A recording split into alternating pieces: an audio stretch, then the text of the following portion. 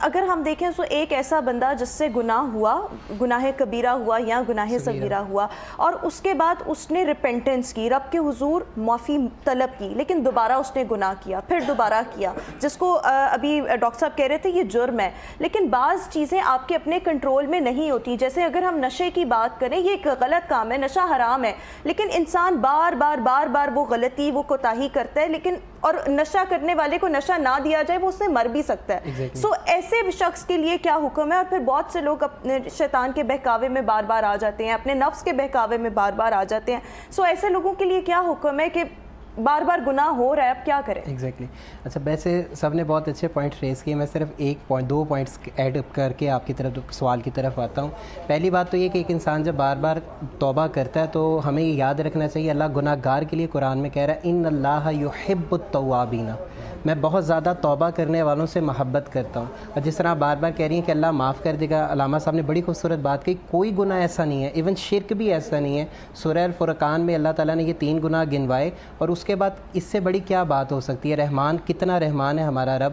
آپ صلی اللہ علیہ وآلہ وسلم نے فرمایا کہ اللہ فرماتا ہے ان رحمتی سبقت لغضبی، بے شک میری رحمت غضب پر سبقت لے گی. تو اللہ کیا کہتا ہے سورہ الفرقان ورس نمبر 70 میں؟ اللہ فرماتے ہیں میں نہ صرف معاف کروں گا، فاولئک یبدل اللہ سیئاتہم الحسنات، میں اس کی برائیوں کو نیکیوں سے تبدیل کر دوں گا.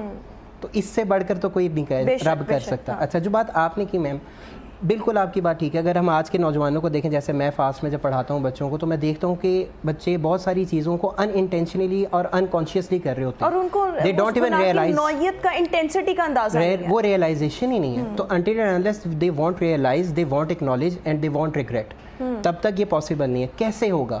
نمبر 1، انہیں یہ اویئرنیس دی جائے، ان کی یہ کاؤنسلنگ کی جائے کہ وہ یہ غلط کر رہے ہیں. نمبر 1.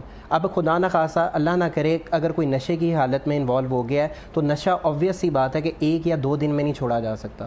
اس کے لیے ضروری یہ ہے کہ جس طرح علامہ صاحب نے بخاری شریف کی حدیث نقل کی کہ اللہ والے نے اس کو کیا مطلب گائیڈنس دی، اس نے کہا سب سے پہلے اپنی جگہ بدلو، ان سب سورسز سے سیپریٹ ہو جو اس گناہ کی طرف رغبت دلا رہے ہیں. فار ایگزامپل یہ ہے، تو اگر آپ کو لگتا ہے کہ it is becoming a source to misguide you, تو سب سے پہلے ہم اس سے اپنے آپ کو جدا کر لیں. اگر ہماری کمیونٹی ہے، دیکھیں 99% گناہ جو ہے نا وہ ہم کمیونٹی بیسڈ ہوتے ہیں.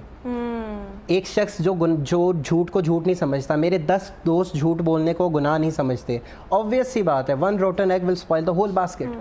میں بھی اس کو گناہ سمجھوں گا. ہم تو جھوٹ اتنا آسانی سے بولتے ہیں، ہم کہیں بیٹھے ہوتے ہیں، کسی کو کہہ رہے ہیں ہم یہاں پر نہیں بیٹھے، ابھی ہم گھر نہیں پہنچے. اور آپ دیکھیں گناہ صغیرہ گناہ کبیرہ میں سوری آپ کی بات کاٹ رہا ہوں، کتنا بڑا گناہ ہے کہ اللہ تعالیٰ نے بے نمازی پہ قرآن میں لعنت نہیں کی.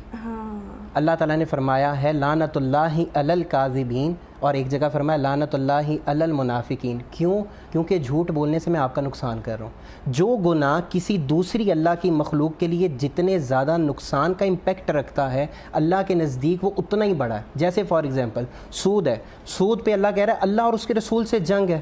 ہونا یہ چاہیے تھا، اللہ فرماتے جس نے نماز چھوڑی، روزہ چھوڑا، حج چھوڑا، میں اس سے حالت جنگ میں ہوں. وہ تو اللہ کی ذات سے ایسوسیٹڈ تھا. تو یہ بہت امپورٹنٹ بات ہے کہ جتنا امپیکٹ